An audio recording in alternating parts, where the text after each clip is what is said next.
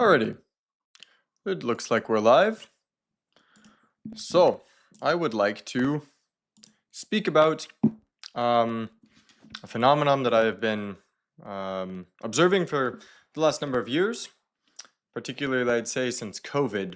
COVID ruined everything, right? No. Um, so, and that's the translation of patristic texts into English in the Orthodox Christian community. There's been obviously a great number of people converting to the Orthodox faith, which is wonderful. Glory to God. And with it, a great interest in the fathers and in every piece of material that we can possibly find that can be edifying us in our journey towards Christ. And all of that is, of course, wonderful. But I find it very concerning the method that it seems that some people are going about this, and it doesn't seem to be too big of a movement so far.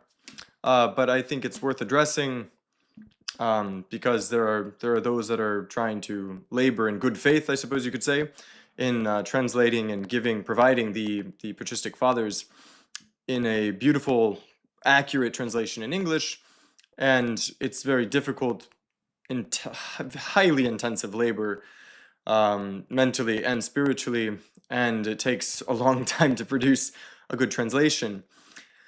Whereas it seems like there's just every other day there's a new text that's being published by somebody that I've never heard of before. And my biggest concern is, well, of course, there's kind of three concerns that I listed in the description of this video. One is obviously we're producing poor translations. Two, that people are not being edified by the words of the saints because these translations aren't accurate to what the saint meant or what the saint was saying.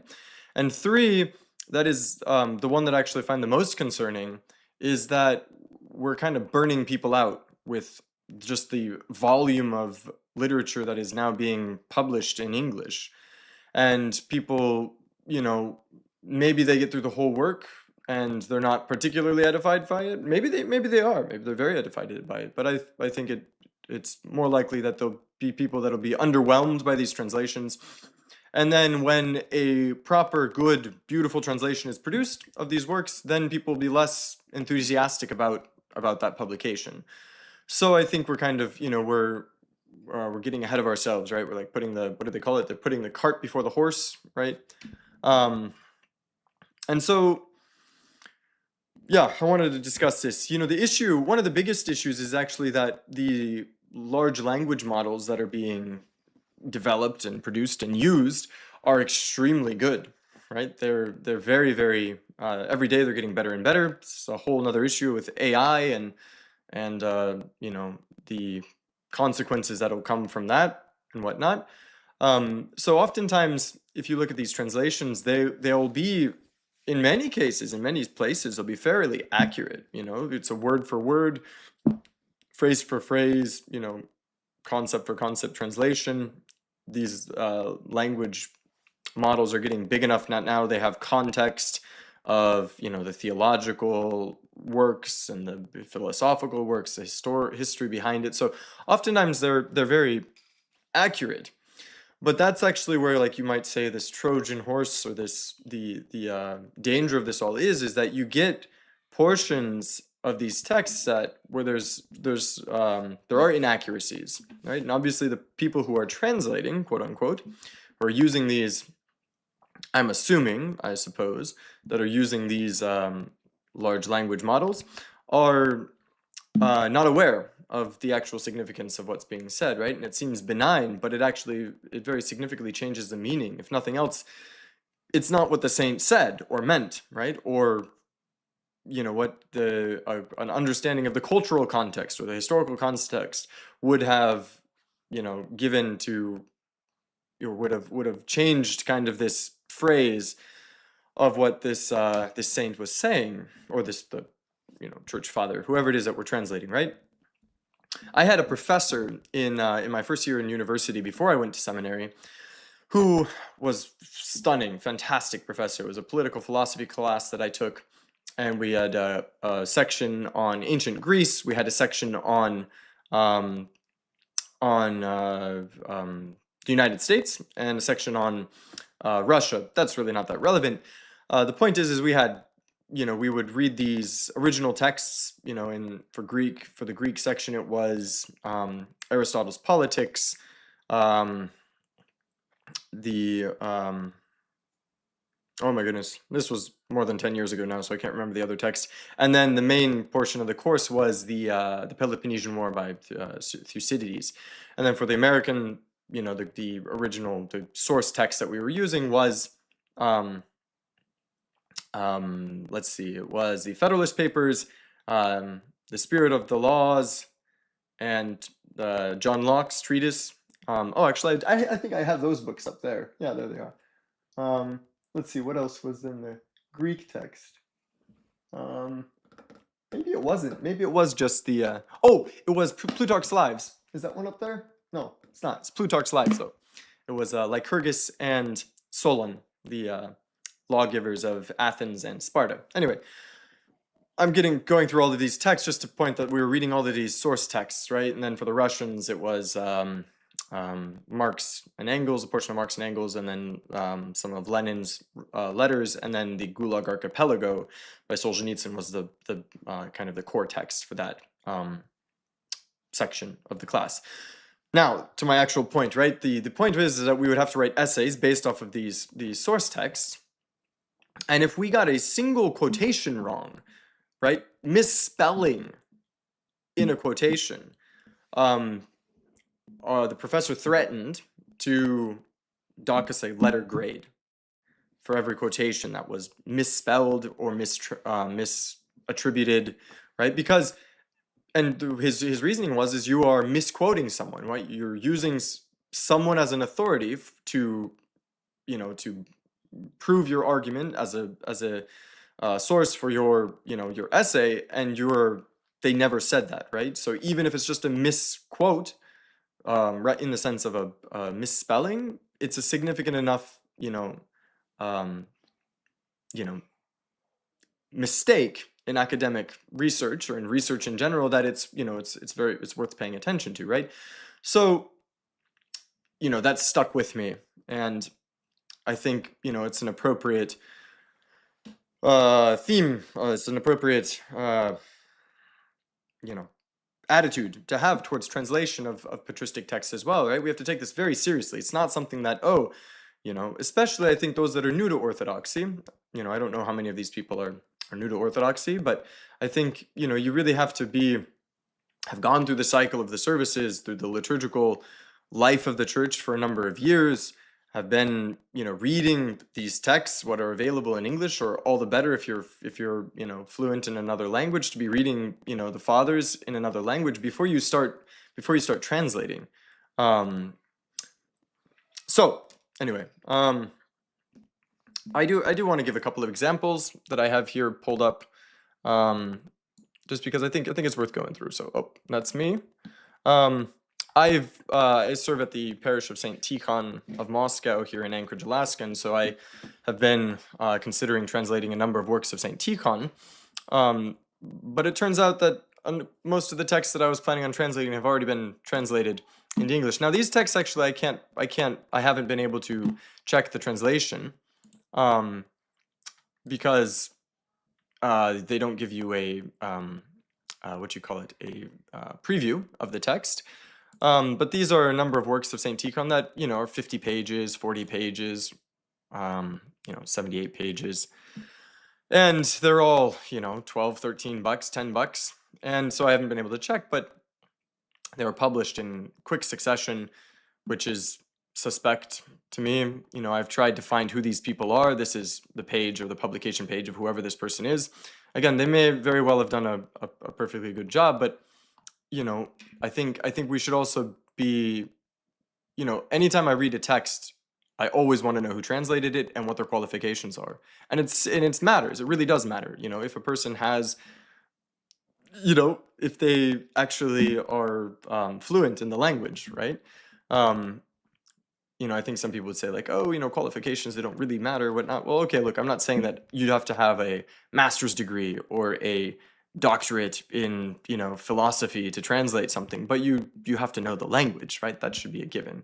So, this is one. This is another one. I don't know who this person is, and I don't mean to, of course, slander anybody, but it's just very suspect. There's this person has been producing hundreds of books, of translations of, let's see, who is this? This is Theophylact of Ohrid, right? His commentaries on the Gospels, on the Epistles, the Palestinian Patristic of Saint Theophan the Recluse, which is one text that I was interested in translating, but apparently it's already been translated, and I think going through anyway.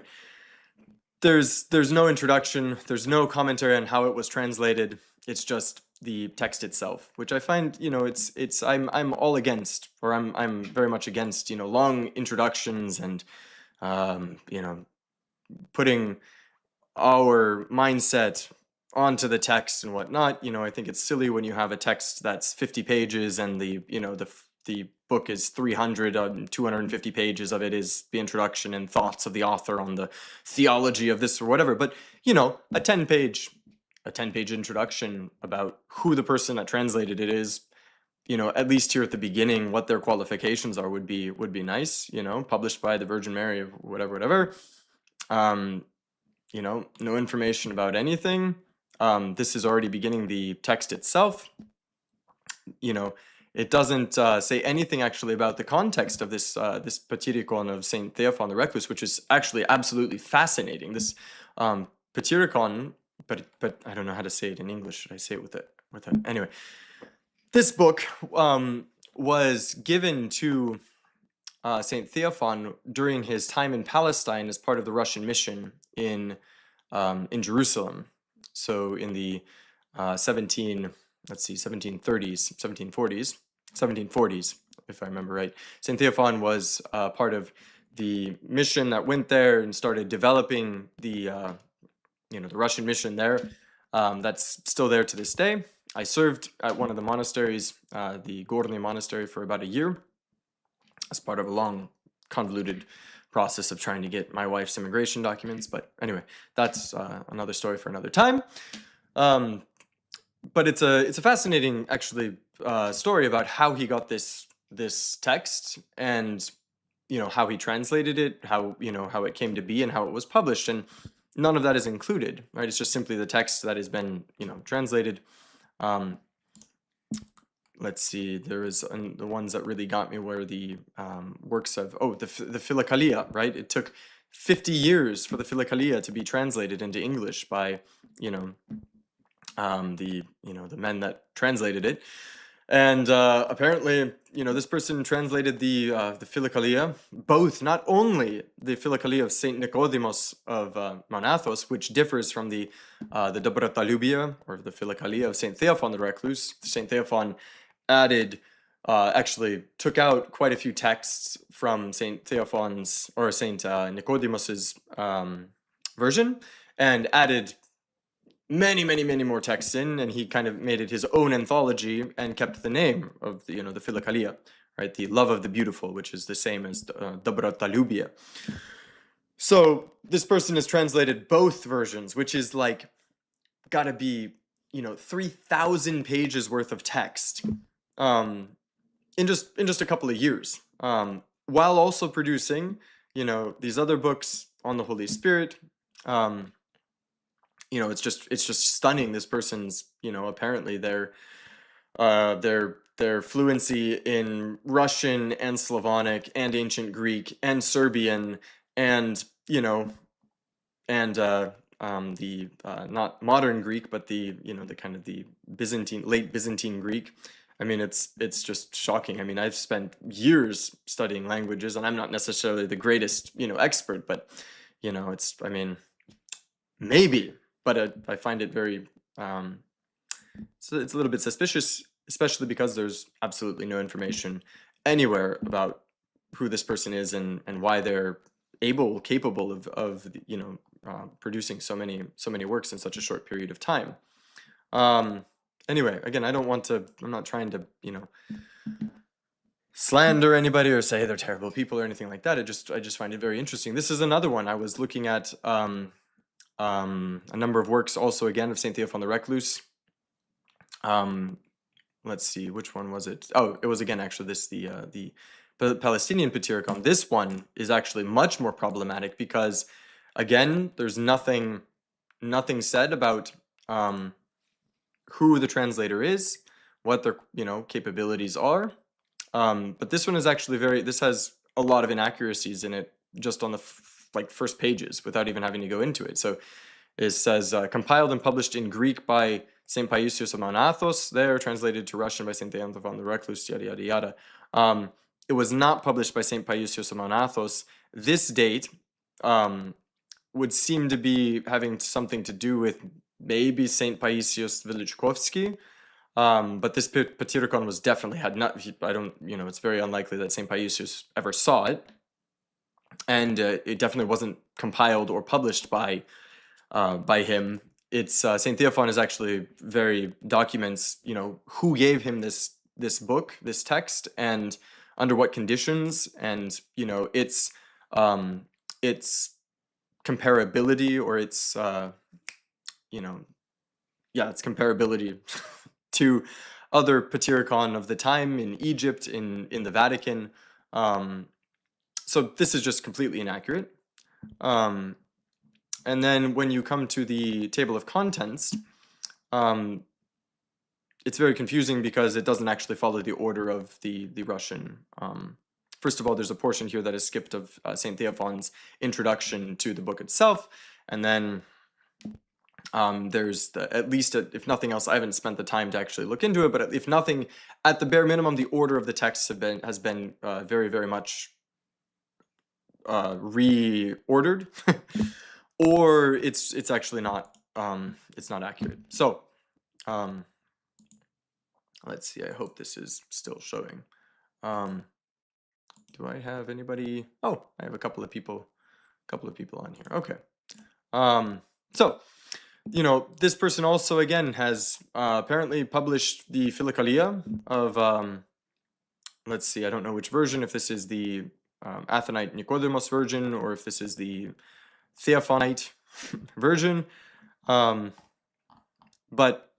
I guess they're just way more efficient in translating than everybody else that's professionally does this. There's this is another very good one. I mean, this thing is just stunning how fast you could possibly translate this text of Saint Ignatius Branchininov. But what's really shocking, what I just find absolutely amazing, is the entire lives of the saints, all 12 volumes, right, of the lives of the saints, have been published, by this person, in the last couple of years. It might even be less than that. Book 1 of 17, right? I mean, and this is explicitly, let's see here. I remember seeing it, that it was said that it was the I believe it was said explicitly that it was the version of Saint Dimitri Donskoy. Let me think. Sorry. Dimitri Donskoy, who compiled the lives of the saints. It's a very well known text.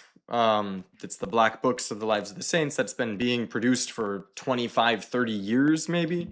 I know the priest who has been translating it. At least I had some correspondence with him.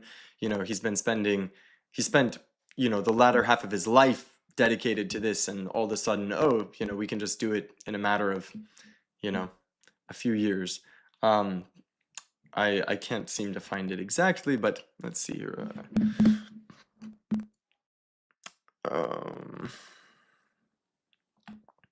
Okay, now let's see.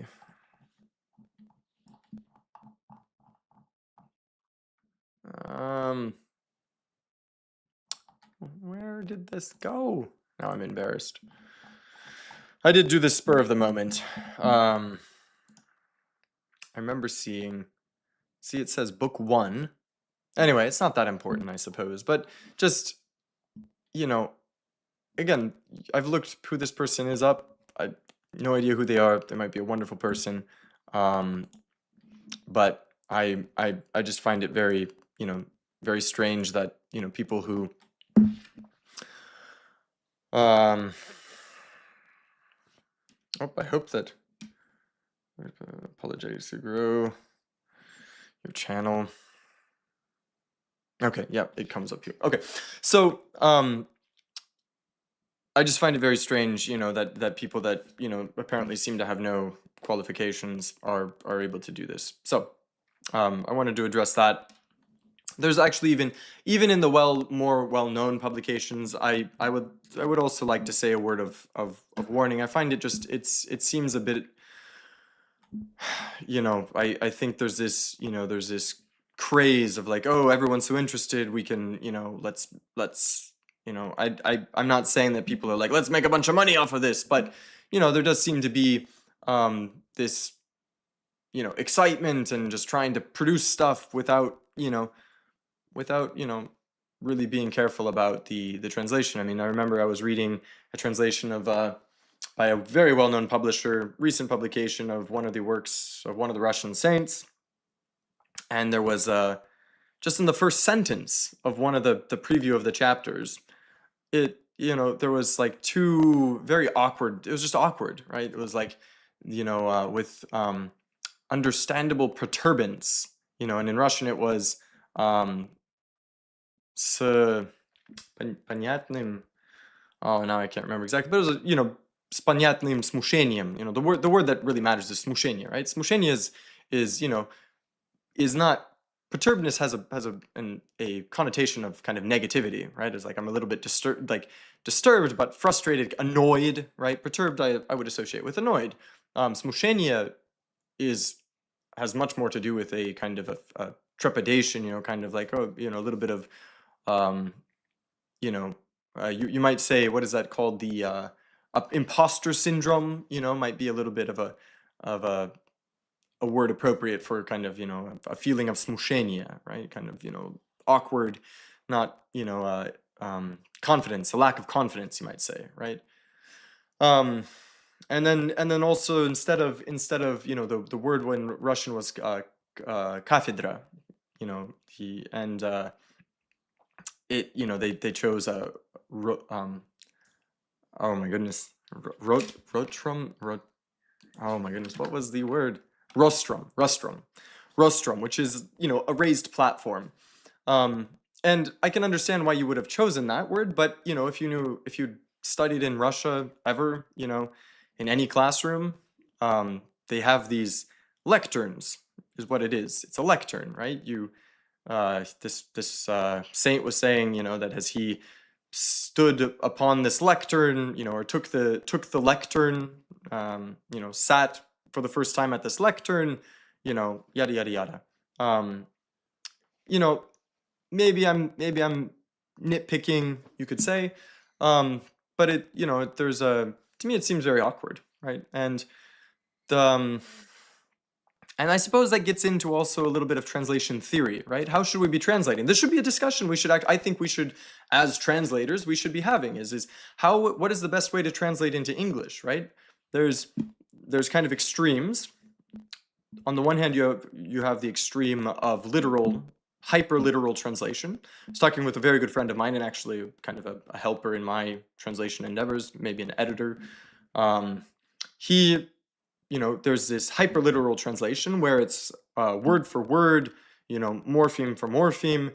And when you look at sacred texts, the scriptures in particular, in the ancient translations, they were hyperliteral, right? To the point where words would be made up in the whatever the target language was to preserve the lexicon from the original language, right? So in many cases in Slavonic is probably the best example, at least the one that I'm most familiar with, but I do think it's one of the better examples where it became a calque of Greek, right? Where you have morpheme for morpheme, word for word, prefix, root, suffix, correspondence, grammatical, structural correspondence to the original Greek in many, many cases. And so it preserves the meaning, the accuracy to the original, to the harm, you could say, of the ease of listening or the ease of absorbing, of understanding the text. But what that does is it forces you to understand the original text, right? The lost in translation actually, many people would say is like, oh, something gets lost in translation because we can't understand it. Well, actually, you could actually say the opposite, that when you have a hyperliteral translation, actually it preserves the meaning of the translation because it forces you to engage with the original to understand what the translation is expressing, right? Little, side note, I think this is also why the King James version of the New Testament should be the Orthodox standard for scripture liturgical use. I think if you look at the translator's preface to the King James Bible, it fits with it's a very Orthodox approach to translation. There's a preservation of ecclesiastical terms. There is, a fidelity to the Greek, terminology and whatnot. So, side note though, but that's one extreme of hyper accurate, hyper literal translation. And then, on the other hand, on the other side, you have interpretation, right? Which is obviously not perfectly accurate necessarily to the original text, but is very easily consumed and easily read by whoever is the target audience. And that seemed to be the literal translation method. Hyperliteral translation was kind of the standard throughout all of ancient and medieval history. Even for patristic texts. And then you get into the early modern era where especially it seems like corresponds with about the time of the Reformation, when the standard shifts to a more interpretive style of translation, which is an interesting note. But a lot of patristic texts were translated into Russian in that interpretive method in the late 18th century and throughout the 19th century. Saint Theophan, speaking of Saint Theophan the Recluse, was a big proponent of this interpretive method. But unfortunately, there are a number of cases in his translations even as well, particularly in the Dobrotalubia, the Philokalia, his Philokalia, that he actually changed the meaning of what the original father was saying because of his method of translation. And so, what do we do? I personally do try to find a balance. I tend to, in my translations, what I've done of I've dabbled in other translations that I'm coming back to right now, but what I've done most recently in the last number of years is homilies of Saint Innocent of Kherson, this series of homilies for Great Lent. They're absolutely stunning. And I've tended towards being as literal as possible as I can, and to follow, even in certain cases, prefix, root, suffix correspondence between the Russian and English, and syntax as best as I can, but while making it flow and be as beautiful as possible, right, as I can, of course, with that as the measure of a good translation, right, if it's good English. And those that have heard or read those translations, of course, you can tell, you can be the judges whether or not I was successful in that, whether I'm a translator worth my salt, you could say. I do think, but coming back, I think that should be I think there is a medium, a middle ground that we can find for our method of translation of patristic texts into English, and that would be this leaning towards literal while being, so being faithful and accurate as possible to the words themselves that the saints used, even their syntax, their style, but while, preserving, fluidity and beauty in English, of course. So I also wanted to, just as an example also of, I think this mass production of translate as quick as we possibly can. Let's see, let's go here, and then we'll go here. So translate as many possible and publish as many possible works as we possibly can, as quickly as we can, because people just want to read more and more and more, is very an unpatristic approach to patristic, literature. I think, the fathers, would be much more pleased by our works and our readings and our publications if we were to be slow and careful and methodical and contemplative as we produce and consume these works, right? It's not about the amount or the mass, the volume that we produce, but the quality, I would say, right? And I think that is extremely clear in the work of Saint Paisi Velichkovsky, who, this is a photocopy of one of his autographs. An autograph is a text, is the manuscript that was written by the author themselves, right? So this is Saint Paisius's handwriting, right? This is the text that he wrote himself, his translation of, I'm going to not read the bottom here. Well, actually, I guess I can, but I'll read the full text rather than it's just shortened down there. But «О деяние и видение о священстве, их же краегранесие».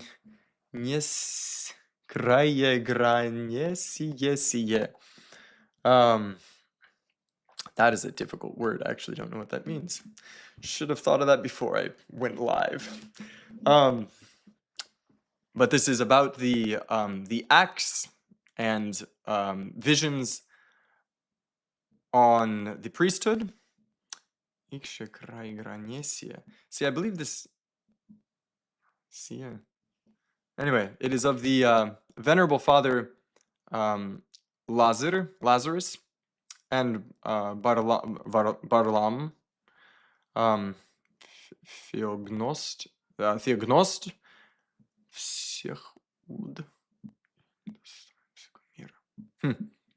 Yeah, actually, that's embarrassing. Let's go to a different text that I can read.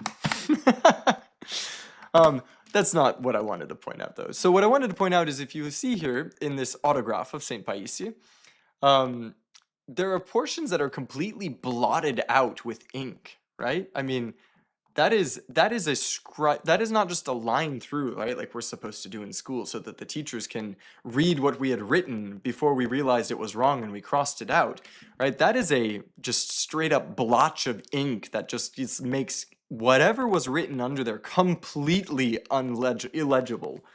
And he does this all the time.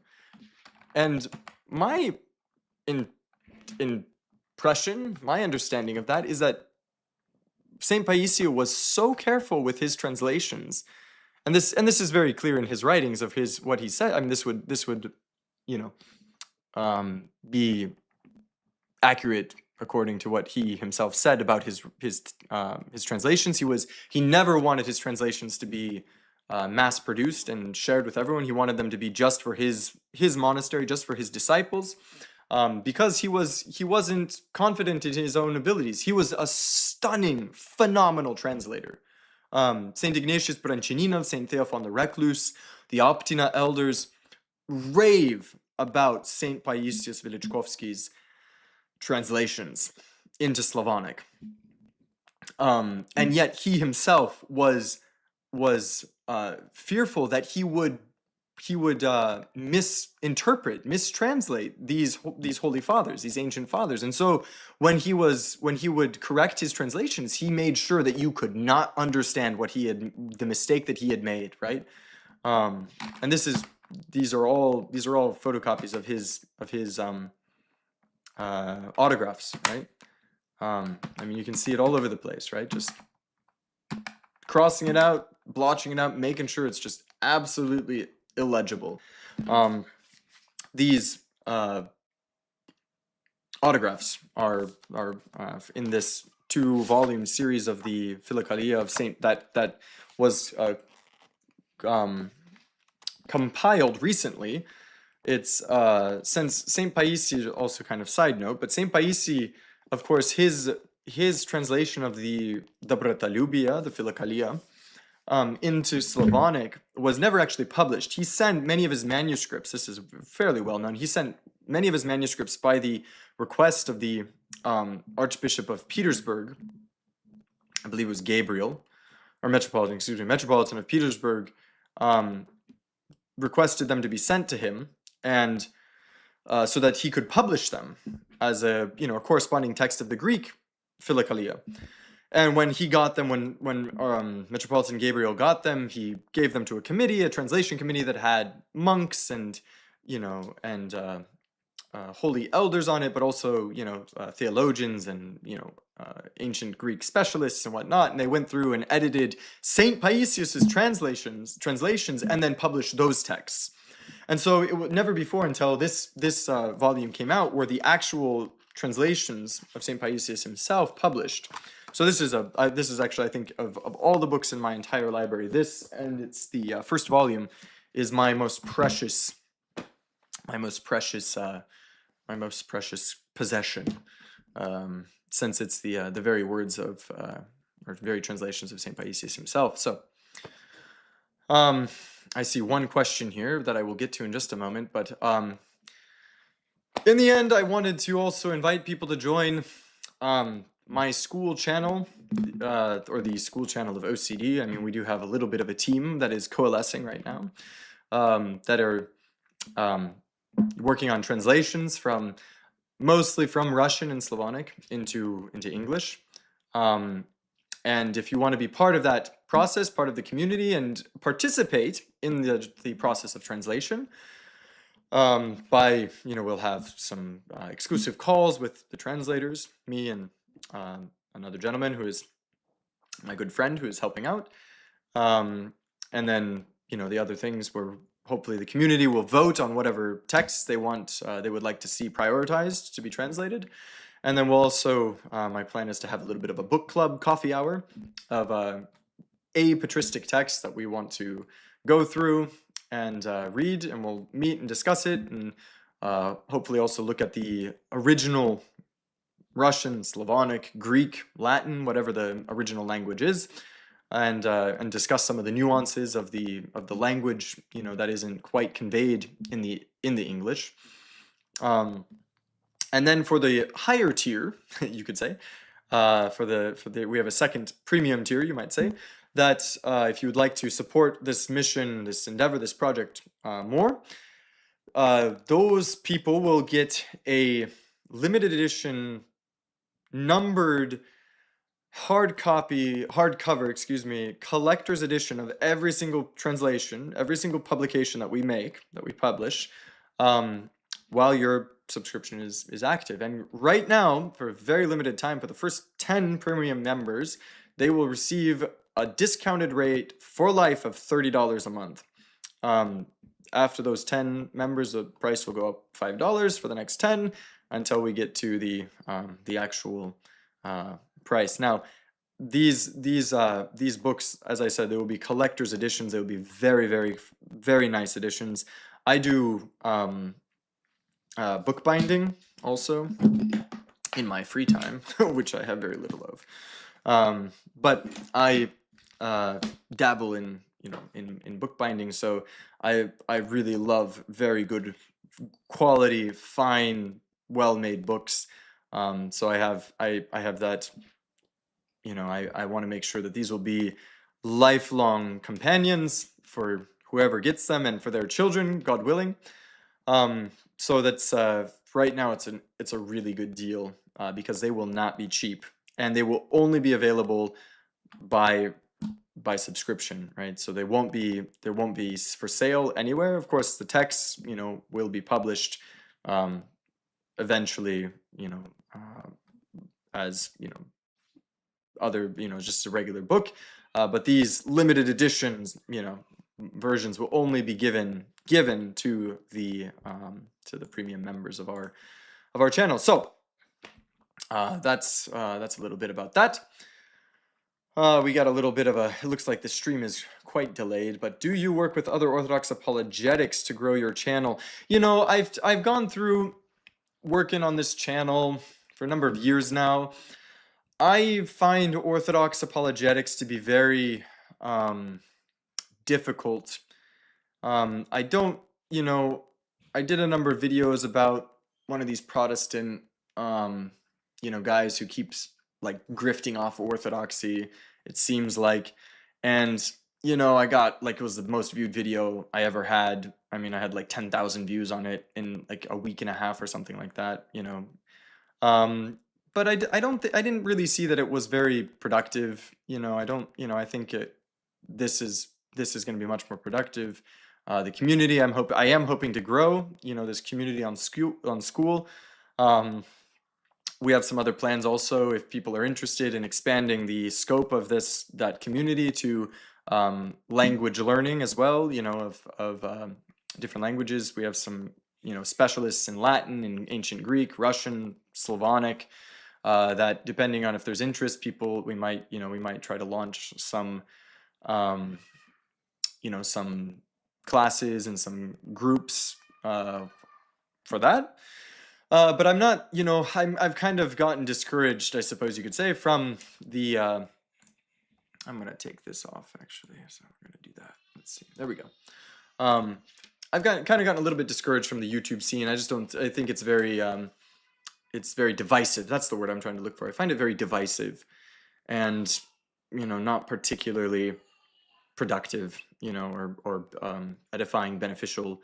There's a lot of, it's kind of the internet game, of people having to find a scandal to talk about and whatnot. I would be happy to discuss,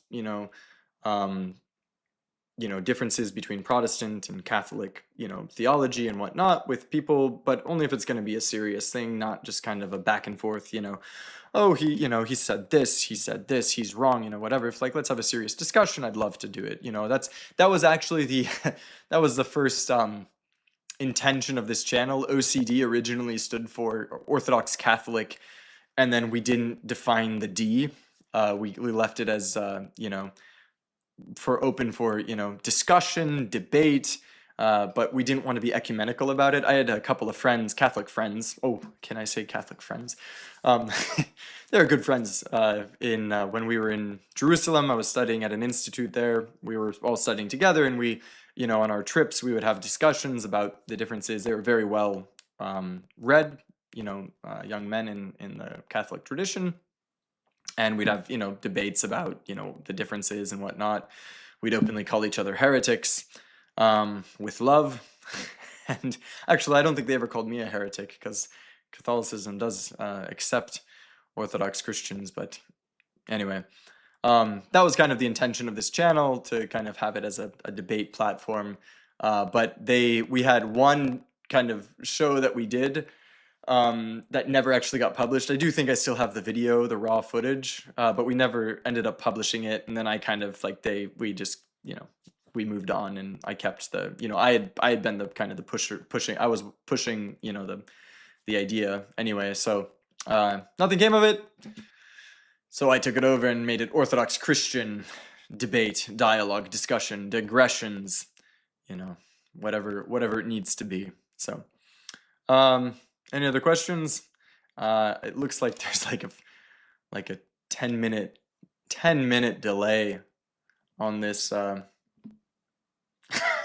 this stream. So I don't know if anyone's gonna get to the questions before there's the time runs out. So anyway, thank you guys for listening. I'd love to hear if any people over at the community on school. If you'd like to support this, or have any, love to hear your favorite patristic text in the chat. Please don't say Maximus the Confessor unless you actually have read other ancient fathers, because reading Saint Maximus the Confessor without having a very, very deep foundation in the early Christian fathers is just a bit silly. But besides that, let me know what your favorite, patristic text is, modern or